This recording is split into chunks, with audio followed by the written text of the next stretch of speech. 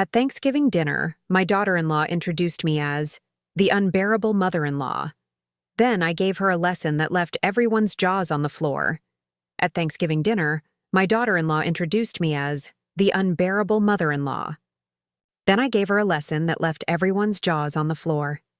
The aroma of roasted turkey filled my son's house as I pulled into the driveway. My heart beat with a mixture of anxiety and hope.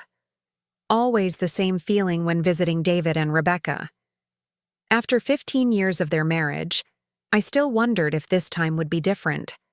Smoothing down my navy blue dress, carefully chosen for the occasion, I took a deep breath and picked up the homemade pumpkin pie I had prepared.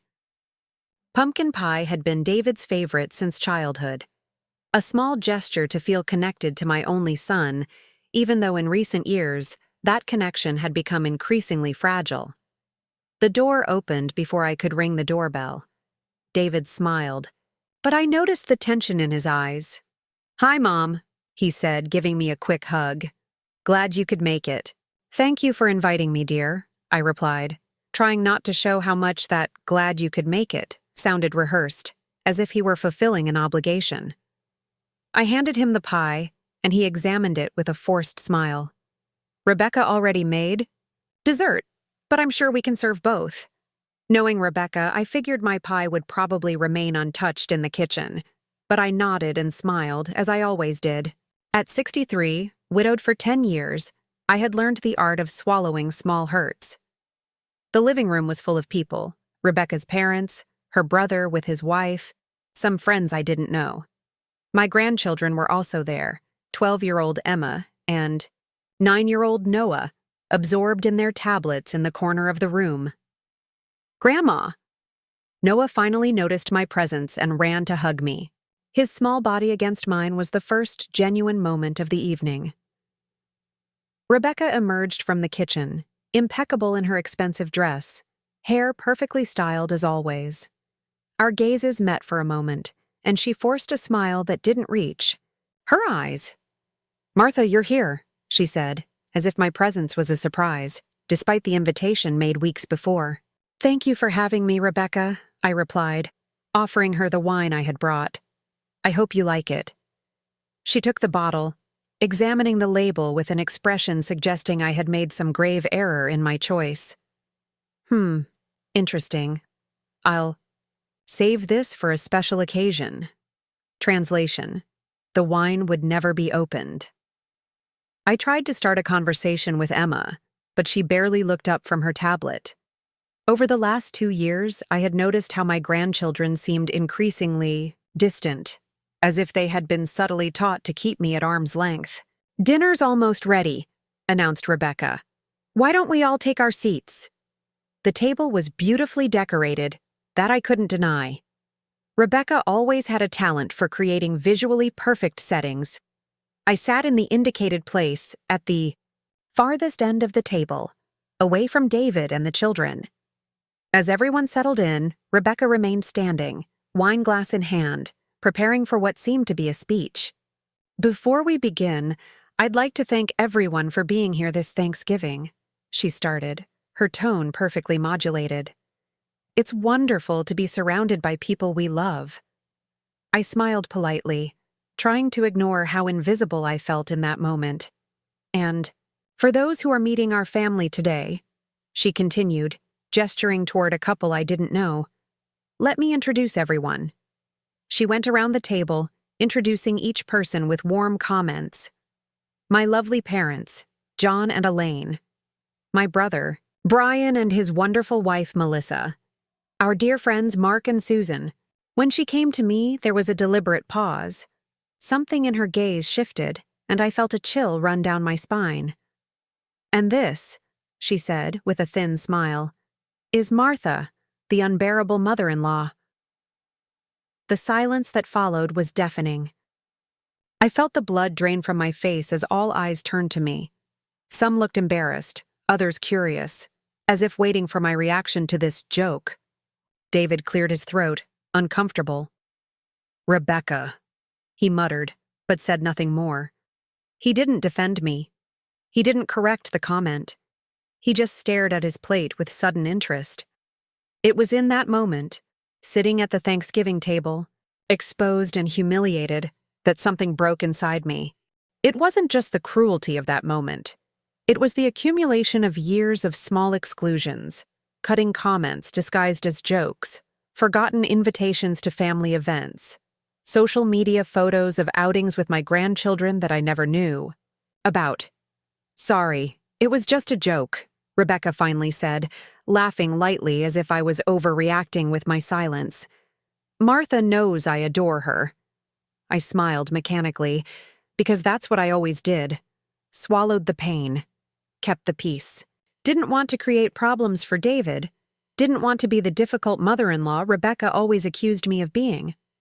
"Of course," I replied, my voice firmer than I expected. "Lovely as always, Rebecca." The dinner proceeded with forced conversations. I ate little, the knot in my throat making it difficult to swallow anything. I observed how Rebecca skillfully controlled all interactions, how David seemed a shadow of the confident man I had raised, how my grandchildren barely looked at me. As the others ate and talked, a certainty grew inside me. The Martha who swallowed insults and accepted crumbs of affection had died at that table. It was time for a change. It was time to reclaim my dignity. I didn't know exactly how, but there, at that Thanksgiving table, silently humiliated in front of strangers and family members, I made a promise to myself. This would not stand. When dinner ended and I said goodbye with polite smiles and mechanical hugs, no one could have imagined the transformation that had begun inside me. Rebecca had underestimated me for the last time. This unbearable mother-in-law was about to teach a lesson that no one in that family would ever forget. The drive home from David's house was a blur. Tears threatened to spill, but I refused to let them fall. 10 miles of dark road stretched before me as memories flooded my mind, each one sharper than the next. It hadn't always been this way. When David first introduced me to Rebecca 18 years ago, she was all smiles and charm. "I've heard so much about you, Mrs. Wilson," she had said, embracing me warmly. "David adores you." I remembered how hopeful I had been. After losing Richard to cancer, David was my only family. The prospect of gaining a daughter through marriage filled me with joy. The changes were so gradual I barely noticed them happening. First came the subtle criticisms. "Oh, is that what you're wearing to the restaurant?" Rebecca would ask, her voice honey-sweet but eyes critical. "David mentioned you used to make meatloaf differently," she'd say, though David never complained about my cooking before. Then came the distance. Weekend visits became monthly, then only on holidays. Phone calls grew shorter. Whenever I called, David was always just heading out, or in the middle of something important. I pulled into my driveway, the modest house dark and quiet. Inside, I slumped onto the sofa without turning on the lights. On the mantel, photos chronicled a life that seemed increasingly foreign. David's graduation, our family vacations, Richard and me on our 30th anniversary. The photo of Emma's birth was my favorite. In it, I was holding my newborn granddaughter, David's arm around me, all of us beaming. Rebecca had been recuperating in the hospital bed, but the camera had captured our joy. 2 weeks after that picture, the real trouble began. "Mom, Rebecca thinks it's best if you don't visit for a while. The baby needs routine." David's voice had been apologetic, but firm. When I finally was allowed to visit, Rebecca's mother was already installed in the guest room, helping out indefinitely. I opened my phone, scrolling through David's social media. There they were, smiling family photos at the zoo, the beach, holiday gatherings I hadn't been invited to. I spotted one from 3 months ago. "Family reunion weekend." The caption stung. Rebecca's entire extended family was there. I hadn't even known about it. The worst came when Noah started school. I'd offered to help with pickups, as many grandmothers do. "That's sweet, Martha," Rebecca had said. "But we've got it covered. Besides, the kids have so many activities, it would be too complicated to explain to you." Too complicated. As if I couldn't understand a simple schedule. As if I might somehow harm my own grandchildren through my incompetence. I put the phone down and finally allowed myself to cry. Not just for tonight's humiliation, but for the years of systematic exclusion, the canceled plans, the forgotten invitations, the way Rebecca would speak over me or redirect conversations when I tried to connect with David or the children. The painful truth was that I had become invisible in my own family, a ghost hovering at the edges, tolerated, rather than welcomed. I walked to my desk and pulled out a small leather journal. Inside were notes I'd been keeping for years, though I'd never admitted to myself why.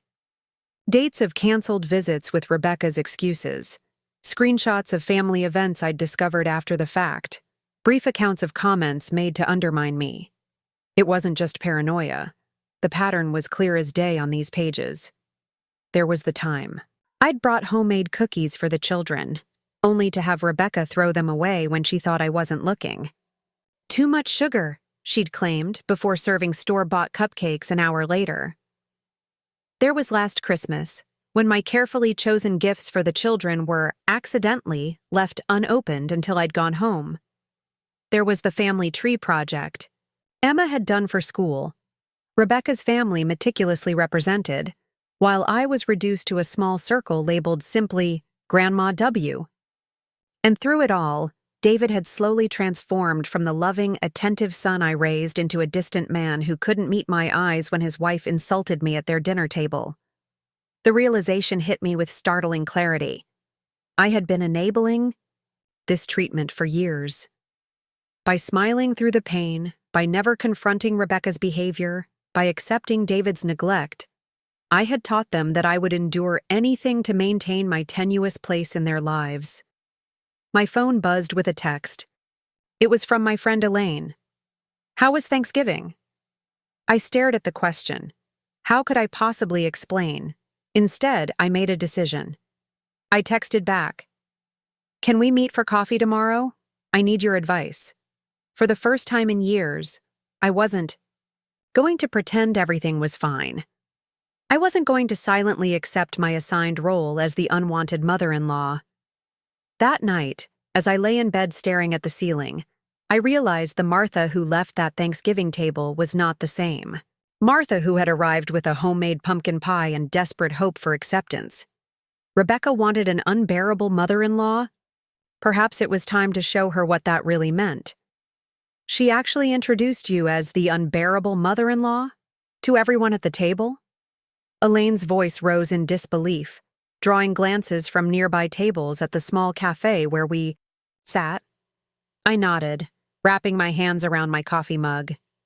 And David just sat there, didn't say a word. Elaine had been my friend for over 30 years. We'd taught at the same elementary school until retirement, supported each other through our husbands' deaths, and shared countless coffee dates like this one. Unlike me, Elaine had a wonderful relationship with her daughter-in-law. Martha, this has gone beyond rudeness. This is emotional abuse, Elaine said firmly. You've been telling me bits and pieces for years, but hearing it all together? She shook her head.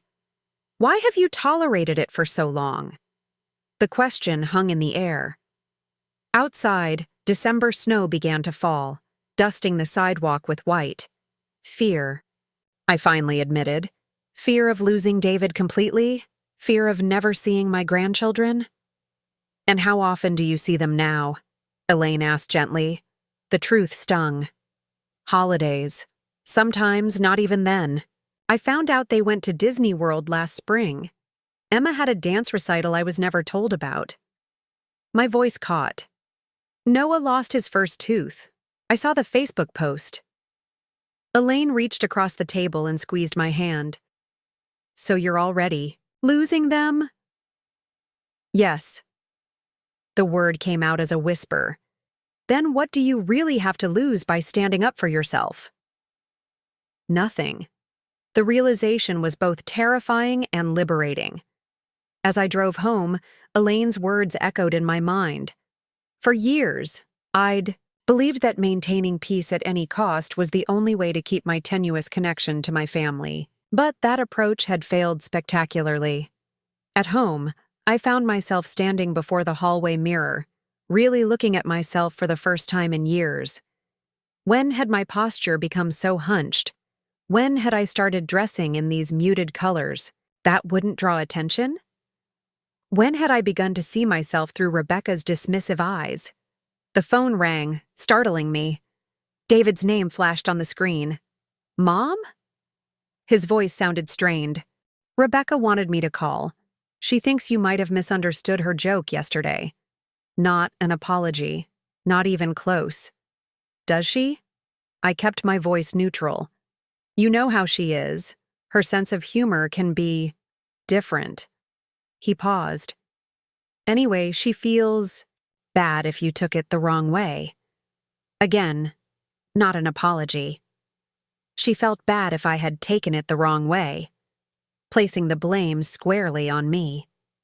In the past, I would have rushed to smooth things over. Oh, it's fine. Don't worry about it. The words nearly tumbled out automatically. Instead, I took a deep breath. How should I have taken being called unbearable in front of your entire family and friends, David? Silence stretched between us. She didn't mean it like that, he finally said, his tone defensive. How did she mean it? More silence. Mom, why are you making this difficult? It was just a joke. There it was. I was the problem. I was making this difficult by not accepting public humiliation with a smile. David, I said carefully, would you ever introduce Rebecca's mother that way? Would Rebecca find it funny if you did? That's different, he said quickly. Why? He had no answer. I've been thinking, I continued into the silence. Perhaps we should pause our usual Christmas arrangements this year. Every year, I brought gifts on Christmas Eve, then returned Christmas Day for dinner. The pattern was always the same.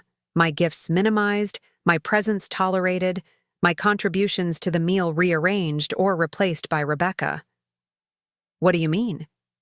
David sounded genuinely surprised, and that itself was telling. The idea that I might set a boundary had never occurred to him. I think I need some time to myself this year. The words felt foreign, but right. But the kids are expecting you. It's tradition. Was it, though? A tradition implies something cherished. Our Christmas arrangement had become a performance of family unity that left me feeling more alone than if I'd stayed home. I'm sure you'll make it lovely for them, I said. Give them my love.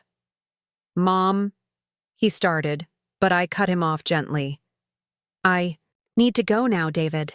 I'll call you after the holidays. I hung up before he could protest further. My hands were shaking, but not with fear. For the first time in years, I had spoken my truth without apologizing for it. That evening, I did something I hadn't done in ages. I called my old colleague Susan for dinner. Then I emailed the local community center about volunteer opportunities. I pulled out my watercolor set, dusty from disuse, and set it on the dining table. My life had narrowed to revolve around David's family, waiting for invitations that rarely came, keeping my schedule perpetually open in case I was needed, making myself small and undemanding in hopes of being included. No more.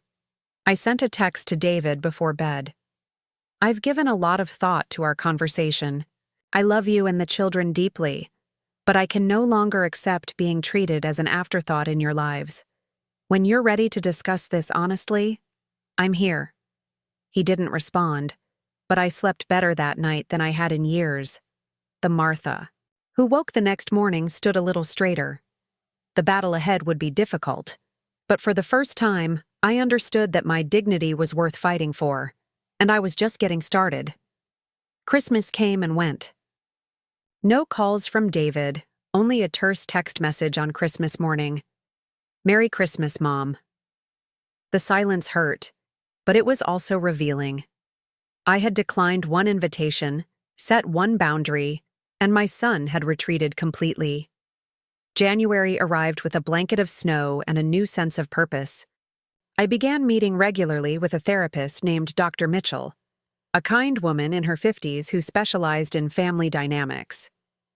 What you're describing is a classic control pattern, she explained during our third session. Your daughter-in-law feels threatened by your relationship with your son and grandchildren, so she's systematically pushed you to the margins. But why? I asked. I've never interfered in their marriage. I've bent over backwards to accommodate her. That's precisely it, Dr. Mitchell said. The more you accommodate unreasonable behavior, the more it reinforces the idea that the behavior is acceptable. You've been trying to prove your worth by being accommodating. But to someone like Rebecca, that's seen as weakness. The words stung, but I recognized their truth. What can I do? I asked. I don't want to lose my son and grandchildren forever.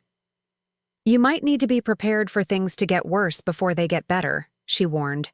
When you change patterns in relationships, there's often resistance. But the current pattern isn't working, Martha. You're being erased from your own family. February brought a surprise. Emma, my 12-year-old granddaughter, called me one afternoon. Grandma? Her voice was tentative. Are you mad at us? My heart clenched. Of course not, sweetheart. I could never be mad at you. Then why didn't you come for Christmas? Dad said you were busy, but you've never been busy before. The implication was clear. David had made it sound like my choice, as if I'd had better things to do than be with my family. I needed some time to think, I said carefully. Sometimes grown-ups need space to figure things out. Oh. She paused. Mom says you're being dramatic. Of course she did. Emma, do you remember what your mom called me at Thanksgiving? Another pause. The unbearable mother-in-law. Her voice had dropped to a whisper. She says stuff like that a lot when you're not around. The confirmation shouldn't have hurt, but it did. How did that make you feel when she said it? I asked, gently. Bad, Emma admitted. Noah cried later. He said it was mean. My sweet Noah. At least someone had recognized the cruelty for what it was. It hurt my feelings, I said honestly. And when people hurt our feelings, sometimes we need time to heal. Will you come see us soon? I got an A on my science project. I'd love to hear all about it. Maybe we could meet for ice cream this weekend? Just you and me? After hanging up, I called David. It went to voicemail as expected. David, Emma called me. She'd like to meet for ice cream this weekend. I'd like your permission to take her on Saturday afternoon. Please let me know. He texted, back an hour later. Fine, 2 p.m. 1 hour. 1 hour with my granddaughter, granted like a reluctant favor. Still, it was something. That Saturday, as Emma and I sat across from each other at the ice cream parlor, I was careful not to badmouth Rebecca or question Emma about home. Instead, I listened as she excitedly explained her science project on ecosystems. Mom didn't help at all, she said proudly. She said it was too messy. Well, I think it sounds wonderful, I replied. I always loved science projects when I was teaching. Emma's eyes widened. You were a teacher? Mom said you just stayed home. Another lie. I'd taught elementary school for 30 years. I taught 3rd grade, I told her. Your dad used to come to my classroom after school. He'd help feed the class. Guinea pig? Emma giggled. Dad was scared of our hamster. He made Mom clean the cage. These small glimpses into their lives, the real ones, not the polished social media versions, were precious. As our hour together drew to a close, Emma asked, Can we do this again, Grandma? I'd like that very much, I said, hugging her. Goodbye. David was waiting in the parking lot, checking his watch. He nodded curtly as Emma bounded up to him, talking excitedly about our time together. Emma, get in the car, please, he said, his voice tight. Once she was inside, he turned to me. Mom, what are you doing? Having ice cream with my granddaughter, I replied simply. You know what I mean. This sudden boundary setting, the skipped Christmas, now these one-on-one visits. Rebecca thinks you're trying to drive a wedge in our family. I met his gaze steadily. I'm doing the opposite, David. I'm trying to preserve my relationship with my family in a way that maintains my dignity. By rejecting us at Christmas, I didn't reject you. I declined one invitation after being publicly humiliated at the previous family gathering. He looked away. She apologized for that. No, she didn't. She said I misunderstood. That's not an apology. David ran a hand through his hair, a gesture reminiscent of when he was a frustrated teenager. What do you want from me, Mom? It was the first honest question he'd asked in years. I want to be treated with respect, I said. I want to be included in my grandchildren's lives. I want you to stop allowing your wife to belittle me. His jaw tightened. You don't understand what it's like living with Rebecca? I finished. You're right, I don't. But I do understand what it's like to be systematically pushed out of my son's life, and I won't accept it anymore. As I drove home, I realized something important. This wasn't just about standing up to Rebecca. It was about helping David see what had happened to our relationship, and to him. The path ahead wouldn't be easy, but for the first time in years, I felt like I was fighting for something, not just enduring it. March brought unexpected changes. After my ice cream date with Emma, I began receiving texts from her, little updates about school, questions about recipes, photos of art projects. Each message was a tiny bridge being rebuilt. For Noah's birthday in late March, I mailed a package with a carefully chosen gift, a model rocket kit we could build together if he was ever allowed to visit. I received no acknowledgement from David or Rebecca, but Emma sent a furtive photo of Noah holding the unwrapped gift, beaming. He loves it, her text read. Mom said it was too complicated, but Dad said they'd work on it. A small victory. David had contradicted Rebecca for once. My weekly sessions with Dr. Mitchell continued. You're making progress, she told me. Remember, your goal isn't to win against Rebecca. It's to establish healthy boundaries and rebuild genuine connections. I nodded, though part of me still fantasized about Rebecca finally getting her comeuppance. Dr. Mitchell seemed to read my mind. Martha, vindication might feel good momentarily, but it won't heal your family. Focus on the relationships you want to restore. April arrived, bringing with it an invitation I hadn't expected. Easter dinner at David and Rebecca's. I approached it with cautious optimism, preparing myself emotionally with techniques Dr. Mitchell had taught me. When I arrived, things felt different. David greeted me with a warmer hug than usual. The children rushed to embrace me, Noah excitedly telling me about the rocket we would build someday soon. Rebecca was civil, if not warm, her usual barbed comments notably absent. During dinner, I noticed something else. David was watching Rebecca carefully, almost studying her interactions with me. Twice, when she began to make subtle digs, he redirected the conversation. Something had shifted. After dessert, while Rebecca was in the kitchen, David asked the children to show me their new backyard playset. As we stepped outside, he lowered his voice. Mom, can we talk later this week? Alone? My heart skipped. Of course. 3 days later, we met at a small cafe halfway between our homes. David looked tired, the circles under his eyes pronounced. I owe you an apology, he began, staring into his coffee. A big one. I waited, not trusting myself to speak. After Thanksgiving, and then Christmas, I was angry with you, he continued.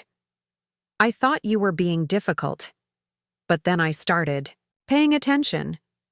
Really paying attention. He looked up at me, his eyes troubled. I watched how Rebecca talks about you when you're not around. How she tells the kids you're too busy to see them when I know she's canceled plans with you. How she rearranges your gifts or forgets to tell me when you've called. The validation after years of gaslighting brought tears to my eyes. Last week, he said, voice dropping lower, I found emails between her and her mother. They were mocking. You. Planning how to keep you away from Emma's upcoming recital. He shook his head. It was cruel, Mom. Deliberately cruel. I've known for years, David, I said gently. He winced. Why didn't you say something? I tried. So many times. But you didn't want to hear it. You always defended her. He ran a hand through his hair. I didn't want to see it. It was easier to believe you were overreacting than to admit I'd let this happen. He paused. When did it start? Almost immediately after you were married, I admitted. Small things at first. Then after Emma was born, it escalated. David's face fell. 15 years. I've let this go on for 15 years. You were caught in the middle, I said, though part of me wanted him to feel the full weight of his failure to protect our relationship. No, he said firmly. I chose the easy path. I chose to believe what was convenient. The raw honesty surprised me. This was a different David than the conflict-avoidant man I'd known these past years. What changed? I asked. You did, he said simply. When you stopped accepting the treatment, when you started setting boundaries. It made me see what was happening. Then Emma came home from your ice cream date talking about what a great teacher you were, and Rebecca snapped at her that you were exaggerating. Something clicked. I realized I didn't recognize my own life anymore. I reached across the table and took his hand. What are you going to do? He squeezed my hand. I've started therapy. Alone, not couples counseling. I need to figure out how I let this happen, how I became someone who would let his mother be treated this way. His eyes met mine, determined. And I've told Rebecca things need to change. She didn't take it well. I could imagine. Rebecca had controlled the narrative for so long. The kids miss you, he continued. I miss you. I want you back in our lives. Really in our lives. I want that too, I said. But I can't go back to how things were. I know. I don't expect you to. He hesitated. I need time to fix this. To fix myself. As we parted, David hugged me tightly. I'm sorry, Mom. I'm so sorry. Driving home, emotions warred within me. Hope, vindication, lingering hurt, and a new concern for my son caught in what would surely be a difficult marital reckoning. I had wanted David to see the truth, but now that he did, the path forward remained uncertain. Rebecca wouldn't give up control easily. The confrontation I had long avoided might now be inevitable. But one thing was clear. I was no longer facing it alone. The weeks following my conversation with David were turbulent. Rebecca stopped responding to my texts about seeing the children. David would arrange visits, then call apologetically to reschedule. Something was happening in their household, a silent battle I was not privy to, but could feel rippling outward. Give it time, Dr. Mitchell advised during our sessions. Family systems resist change. You've disrupted a long-established pattern. In late May, an invitation arrived. Emma's spring piano recital. The cream-colored envelope addressed in David's handwriting felt like an olive branch. I spent extra time preparing for the event, choosing an elegant blue dress I hadn't worn in years. As I applied a touch of lipstick, I studied my reflection.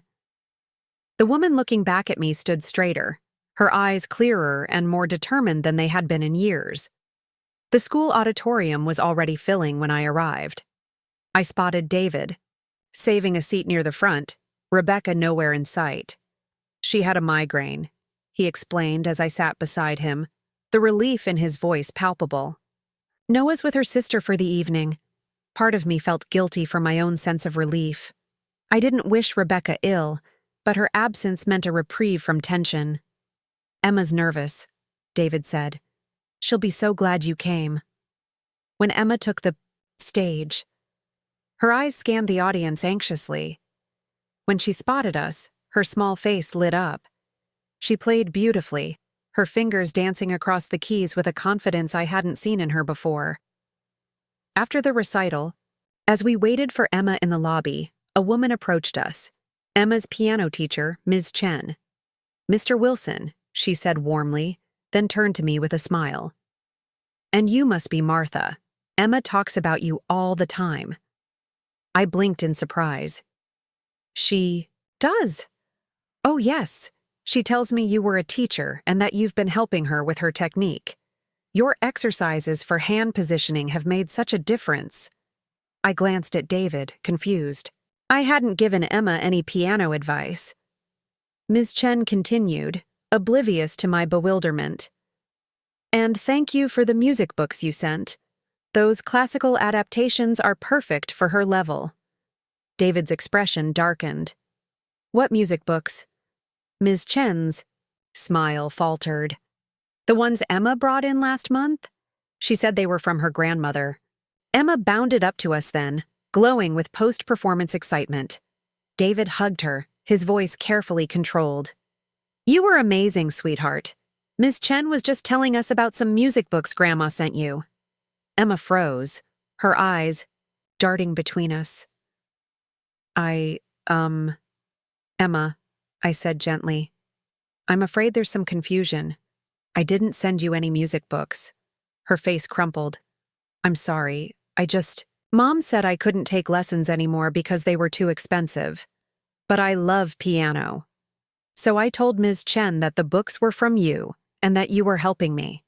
David's jaw tightened. "Your mother said we couldn't afford lessons?" Emma nodded miserably. "We should discuss this at home," David said, his voice tight. "Say goodbye to Grandma and Ms. Chen." As Emma hugged me goodbye, she whispered, "I'm sorry, Grandma." "You have nothing to be sorry for," I assured her. "I'm proud of you." Driving home, my mind whirled. Rebecca had lied to Emma about the lessons being too expensive. Why? Was it simply another way to control the family narrative or something more? The answer came 3 days later. David called, his voice exhausted but resolute. "Mom, there's something you should know. Rebecca's been mismanaging our finances." "What do you mean?" He sighed heavily. "She told Emma we couldn't afford piano lessons, but she spent thousands on a spa weekend with her friends that same month. It's a pattern I've finally noticed. She restricts spending on things that matter to me or the kids while indulging herself." I listened, surprised but not shocked. Control rarely limits itself to one aspect of life. "There's more," he continued. "Remember those college funds we started for the kids when they were born? The ones you contributed to each year?" My stomach dropped. "Yes." "Half the money is gone." Rebecca moved it to a personal account. The betrayal stung like a physical blow. For years, I'd sent checks for my grandchildren's education, money saved from my teacher's pension, meant to give them a start in life. "David, I'm so sorry." "Don't apologize," he said firmly. "I'm the one who should have been paying attention. I'm going to fix this, Mom. All of it." 2 weeks later, David asked if the children could stay with me for the weekend. "Rebecca and I need to have some serious conversations," he explained. "Without the kids around." Those 3 days with Emma and Noah were precious beyond words. We baked cookies, built the rocket, played board games, and really talked, about school, friends, dreams. No one monitored our conversations or cut visits short. When David came to pick them up, he looked different, unburdened somehow, despite the difficult weekend I knew he must have had. "Rebecca's moving out for a while," he said quietly as the children gathered their things. "We're going to try counseling, but I've made it clear that things have to change, permanently." I nodded, understanding all he wasn't saying.